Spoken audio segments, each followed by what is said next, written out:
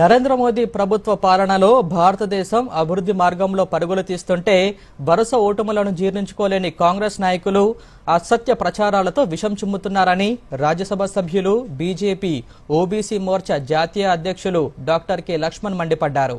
కాంగ్రెస్ అధ్యక్షుడు మల్లికార్జున ఖర్గే చేసిన వ్యాఖ్యలను తీవ్రంగా ఖండించారు.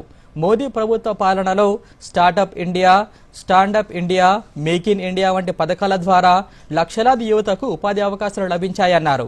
రోడ్లు, రైల్వేలు, విమానాశ్రయాల విస్తరణ వంటి మౌలిక వస్తువుల అభివృద్ధికి భారీగా నిధులు కేటాయించడం వల్ల ఈ రంగంలో ఉపాధి అవకాశాలు పెరిగాయని వివరించారు.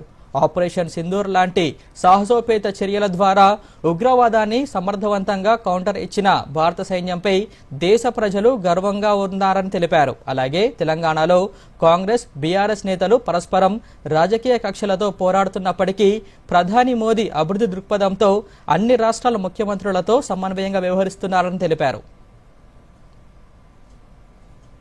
11 సంవత్సరాలు జరిగినటువంటి అభివృద్ధిని దేశం ప్రపంచంలో తారాస్థాయికి తీసుకెళ్లినటువంటి మోదీ గారి పట్ల ఏ రకంగా విషం చిమ్మే ప్రయత్నం చేస్తున్నారో అది స్పష్టమవుతుంది. వారు మాట్లాడిన దాంట్లో అప్రకటిత ఎమర్జెన్సీ, అచ్చేదిన్ పీడకల అంటూ వారు వ్యాఖ్యల్లో వివరించారు. నిజమైనటువంటి ప్రకటిత ఎమర్జెన్సీ మీ హయాంలోనే 75లో మీరు విధించినటువంటి ఎమర్జెన్సీ విషయాన్ని మర్చిపోయి ఆ రోజు మీడియా నిషేధము, ఏ రకంగా ప్రజాస్వామ్యాన్ని, అధికారాన్ని కొనసాగించడానికి ఒక కుటుంబం, ఒక వ్యక్తి ఏ రకంగా చివరికి న్యాయ వ్యవస్థను కూడా కాలరాసిన ఉదంతాలను మర్చిపోయి ఇవాళ మల్లికార్జున ఖర్గే గారు మాట్లాడుతున్నారు. ప్రధాని మోదీ గారి పాలనలో ప్రజాస్వామ్య వ్యవస్థలను బలోపేతం చేయడమే కాకుండా ఇవాళ మీడియా స్వేచ్ఛకు ఆ రకంగా గౌరవాన్ని పెంచి న్యాయ వ్యవస్థను కూడా స్వతంత్రంగా వివరించేదానికి ఈ ప్రభుత్వం పూనుకున్న విషయాన్ని, భారతదేశం ప్రపంచంలోనే వేగంగా అభివృద్ధి చెందుతున్నటువంటి ఆర్థికంగా